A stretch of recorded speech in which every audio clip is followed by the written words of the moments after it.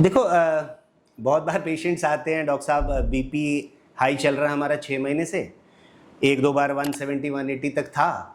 अब धीरे धीरे हमने दवाई, किसी और प्रैक्टिशनर ने मेडिसिन लिखी, कंट्रोल था, पूरा कंट्रोल हो गया। अब हमने दवाई छोड़ रखी है पिछले 3 हफ्ते से, और सडनली हमें फिर सर में दर्द हो रहा है और बीपी फिर हम देख रहे हैं 160 170 है। तो मैं ऐसे व्यूअर्स को सबसे पहले तो ये कहना चाहूँगा कि अगर ब्लड प्रेशर की डिजीज़ लेबल हुई, हम कैसे करते हैं आजकल, हम जैसे मैं अपने पेशेंट्स को बोलता हूँ कि आप बीपी इंस्ट्रूमेंट परचेज़ कर लीजिए, सवेरे शाम बीपी देखते रहिए। एक तो ये है। जो नहीं कर सकते हैं उनके लिए मेरे क्लिनिक में भी एक मशीन है, ambulatory blood pressure monitoring, ABPM हम उसको बोलते हैं। उससे हम बीपी लगातार 24 घंटे तक, वो मशीन हर आधे घंटे में बीपी चेक करती रहती है और अपना एक रिकॉर्ड बनाती है, एक कंप्यूटराइज्ड डाटा बनाती है, जिसके बेसिस पर, और पेशेंट अपना रोज़मर्रा का काम कर रहा है, मशीन लगी हुई है, तो रूटीन एक्टिविटी में बीपी का क्या स्टेटस है पेशेंट का पूरा 24 घंटे का मेरे सामने आ जाता है। तो क्लैरिटी रहती है कि हाँ भाई इसका बीपी इतना था। उसमें और कुछ क्राइटेरिया होते हैं, जैसे रात का बीपी जो है कम होना चाहिए थोड़ा सा।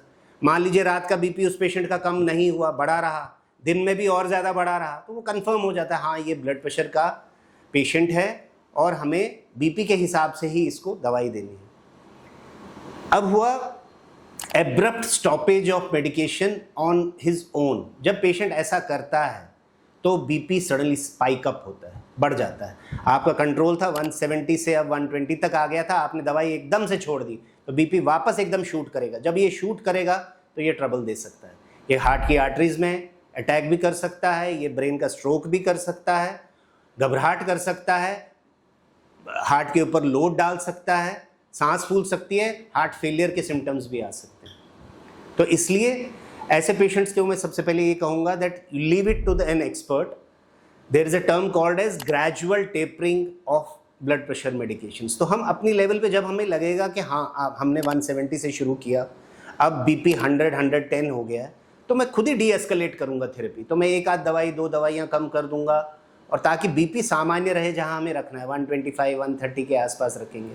तो that decision should be for the practitioner, specially ऐसे लोगों में जहां पे बीपी एस्टैब्लिश हो गया, हाँ बीपी की प्रॉब्लम थी और दवाई की ज़रूरत थी। एक बार दवाई की ज़रूरत है तो वो रहेगी, कम हो सकती है, बंद नहीं हो सकती।